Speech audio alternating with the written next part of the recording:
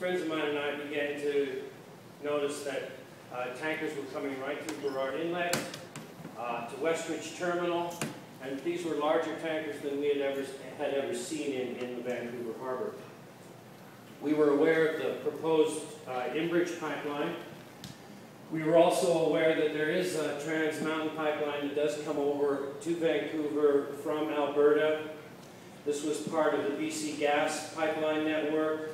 It used to deliver petroleum to the refineries in British Columbia, where we would refine products, and then we would sometimes ship, and we still do ship refined oil products north and south along the coast to communities along the coast.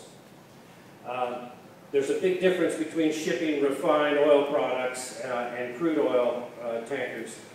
And the main difference is any oil spill in the water is not good. I mean, even if you have a small boat and you spill oil in the water, this is not good for the marine environment.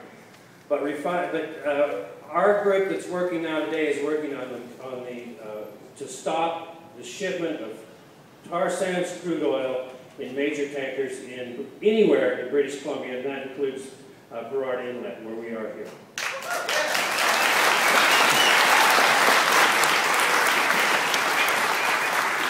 Now let me give you a little history of what happened. In 2005, our BC Gas Corporation was sold to a couple of Texas oil billionaires, ex-Enron billionaires, Kinder and Morgan. Now, Richard Kinder is the former lead lawyer, lead counsel, chief counsel for the Enron Corporation. Some of you may know about the Enron Corporation. They ripped off their own shareholders. They set up these phony little front companies, and they would dump toxic assets into these companies and sell shares to shareholders, and then the companies would go bankrupt. This was just a giant rip-off scam.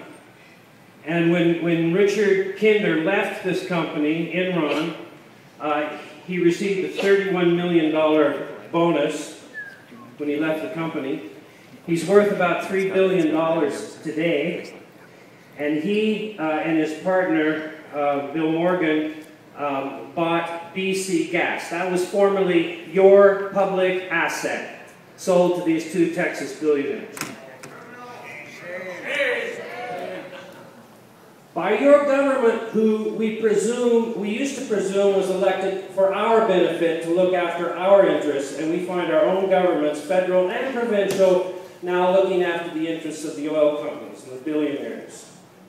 Now, when they bought BC Gas, they flipped the company, and they kept the pipelines.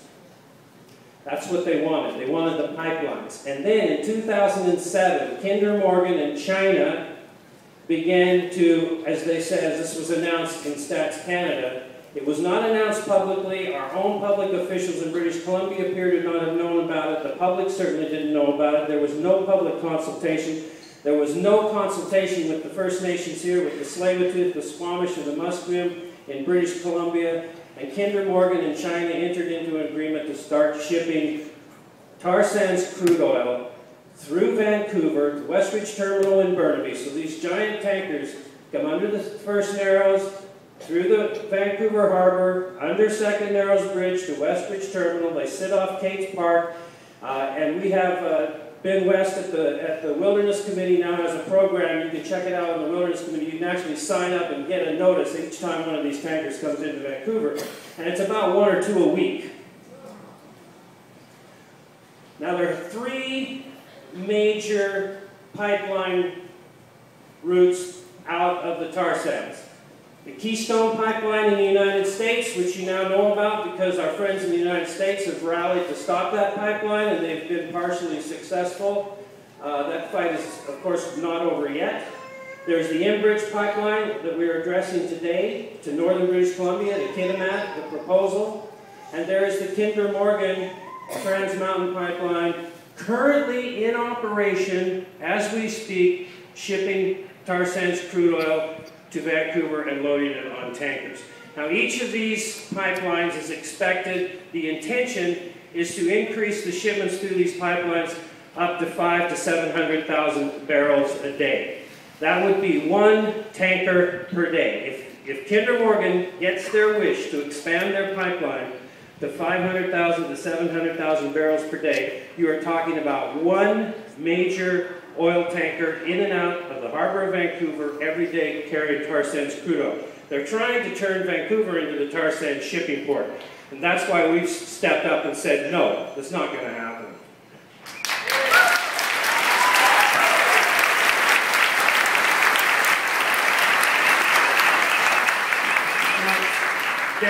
There is a misconception that this is a done deal. That the shipments of oil into Vancouver is a done deal. And the reason there's that misconception is the company has set out to make sure there is that misconception, because they have said over and over again in the media, whenever they're confronted on this issue, they say, oh, we've been shipping oil through that pipeline for a long time, and we've been shipping oil on the coast of BC for a long time. This is nothing new. This is a lie. This is new. This is tar sands crude oil from the tar sands in Alberta. This is not refined oil products that we used to ship to Squamish or Bella Bella or all the communities along the coast. This is an entirely new industry, which is an industry to ship Canada's tar sands crude oil to China and to elsewhere around the world. They have done this without consulting the people of British Columbia. They've done this without consulting the First Nations of this region. And in many cases, in most cases, they did this without even consulting our elected officials. So this is cultural decision-making by foreign corporations. A couple of rich billionaire oil men in Houston, Texas are deciding how and when and where we ship crude oil along our coast. And I know with the support of the Coastal First Nations and Art and Nathan Culley and the Wilderness Committee and West Coast Environmental Law and Forest Ethics and Tanker Free BC and all the groups that are rising up to battle this, this will not happen. We will not let it happen.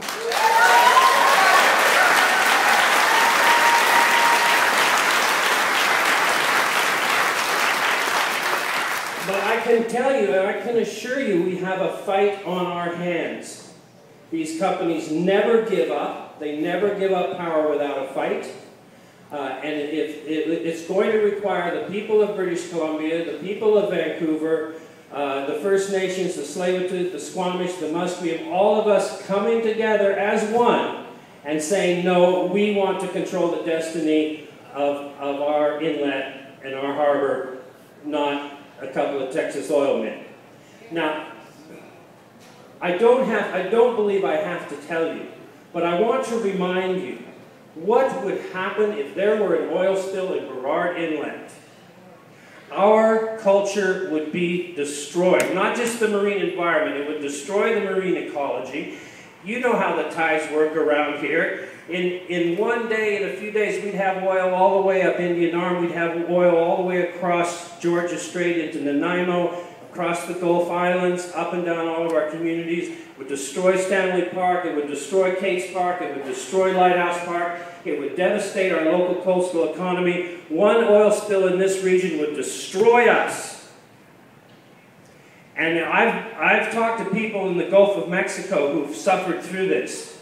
There is no cleanup technology, there is no cleanup infrastructure that can clean up more than 5 or 10% of these major oil spills. When they spill oil in your environment, that oil will be there 100 years later. When you are long gone and your great-grandchildren are trying to make a living here. It will destroy our fisheries, not just our salmon fisheries, our herring fisheries and so forth. And you can imagine what an oil spill would be like in Burrard Inlet and out in the Georgia Strait. And if it happens here, you know who's going to be cleaning it up? You and me. Not Richard Kinder from Texas, you and me.